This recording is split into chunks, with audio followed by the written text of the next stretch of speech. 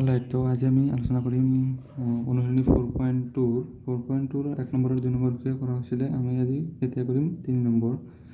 3 নম্বৰটো কি দিয়া আছে?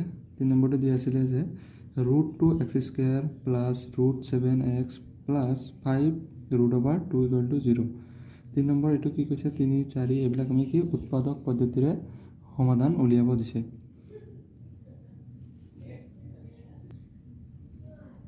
এইটো আছিলে আমাৰ 3 নম্বৰ। 3 নম্বৰটো কি হৈছে? উৎপাদক পদ্ধতিৰে সমাধান উলিয়াব দিছে। মই কি কৈছিলোঁ যে উৎপাদক বিশ্লেষণ কৰাৰ আগতে আমি কি কৰিব লাগিব যে x² সহগৰ লগত কি কৰিব লাগে? ধ্ৰুৱক পদ ধ্ৰুৱক পদ যোনটো আমাৰ c থাকে এইটো কি কৰিব লাগে? পূৰণ কৰিব লাগে। অৰ্থাৎ √2 পূৰণ কাৰ লগত পূৰণ হ'ব? 5 √2।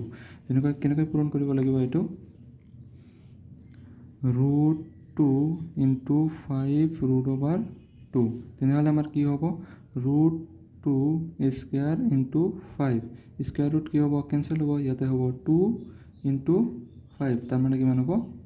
10। এইটো 10টো আমি কেনেকৈ লিখিব পাৰোঁ? 2 + 10টো আমি কেনেকৈ লিখিব পাৰোঁ? 2 × 5 আৰু 2 + 5 কৰিলে কিমান হ'ব আমাৰ? 7। তো ইয়াতে আমি পাই গ'লোঁ আমাৰ উৎপাদক বিশ্লেষণৰ সমাধানটো। কি পাইছোঁ?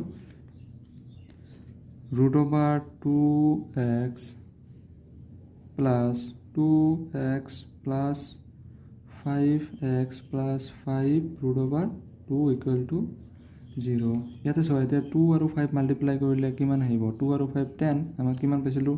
10 আহে, কিন্তু ইয়াতে 7 বনাব লাগে। 2 + 5 বনালে আমাৰ 7। আমি এনেদৰে কৰিব লাগিব যাতে এই দুটাৰ প্লাছ মাইনাছ কৰি আমি মাজৰ xৰ হৰটো পাওঁ। এতেকে আমি কি কৰিব পাৰোঁ? ইয়াৰ পৰা কি কমন ল'ব পাৰোঁ?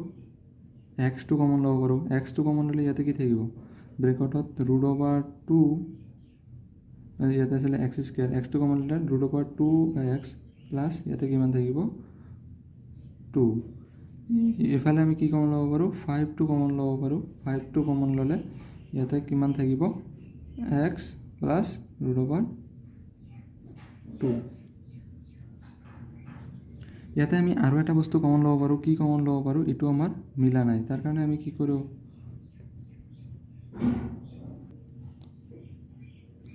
এইটো আমাৰ কি? এইটো আমাৰ মিলা নাই, এইটো আমাৰ নহ'ব। কাৰণ এইটো আমি কেনেকৈ কৰিব পাৰোঁ? এইটো আৰু এটা ফৰ্মুলা যেনেকুৱা √2x² প্লাছ ইয়াক আমি কি কেনেকৈ লিখিব পাৰোঁ?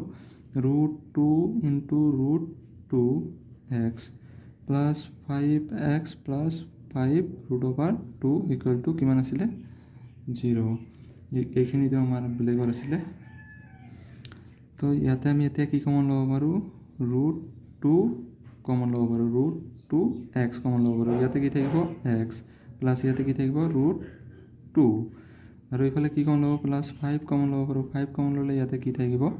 ইয়াতে কি থাকিব? 5টো কমন লৈছোঁ, ইয়াতে x প্লাছ √2 = 0। গতিকে ইয়াৰ পৰা আমি কি পাওঁ?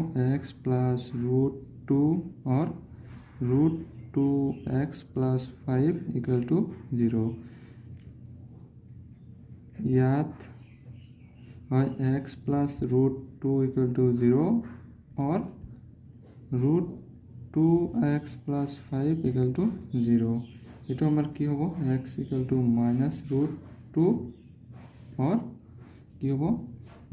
√2x = 5 অথবা x = 5/√2। আমাৰ নিৰ্ণয় সমাধান দুটা হ'ব। কি হ'ব? এইটো এটা আৰু এইটো এটা।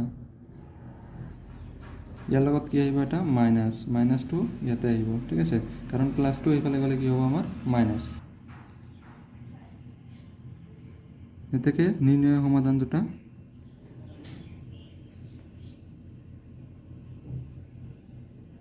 নিৰ্ণয় সমাধান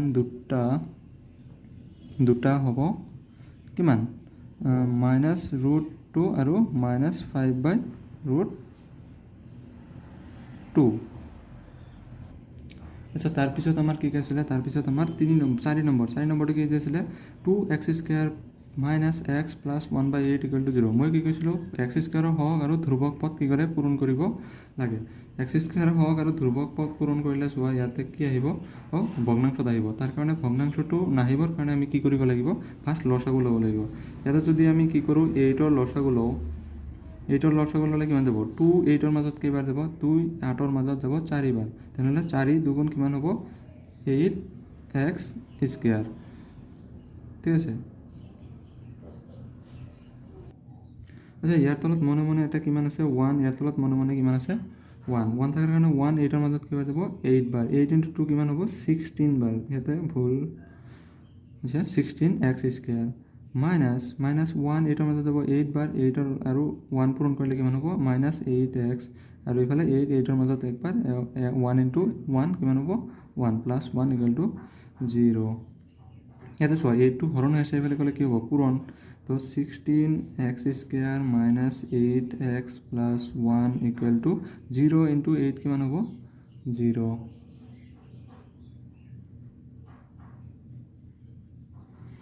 তাৰপিছত আৰু কি কৰিব পাৰি, এতিয়া আমি কি কৰিব লাগিব, এই এক্স স্কুৱেৰৰ হওক আৰু ধ্ৰুৱক পদটো আমি মাল্টিপ্লাই কৰিব লাগিব।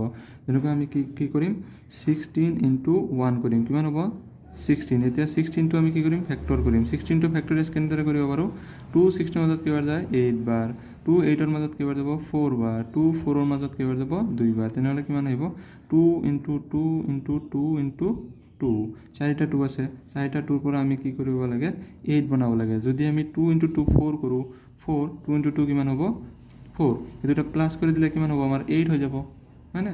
তাতে আমি লিখিব পাৰিম 16x square minus 4x minus 4x + 1 = 0।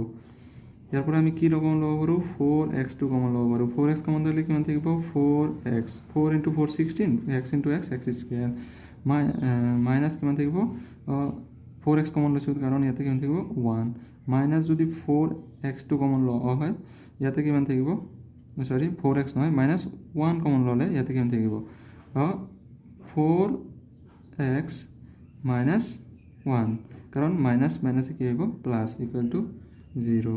গতিকে 4x - 1 আৰু 4x - 1 = 0। ইয়াত 4x - 1 = 0 और 4x - 1 = 0। ইয়াৰ পৰা আমি কি পাম x = 1/4 और x = 1/4। নিৰ্ণয় সমাধান দুটা, নিৰ্ণয় সমাধান দুটা হ'ব, নিৰ্ণয় সমাধান দুটা হ'ব কি হ'ব 1/4 1/4।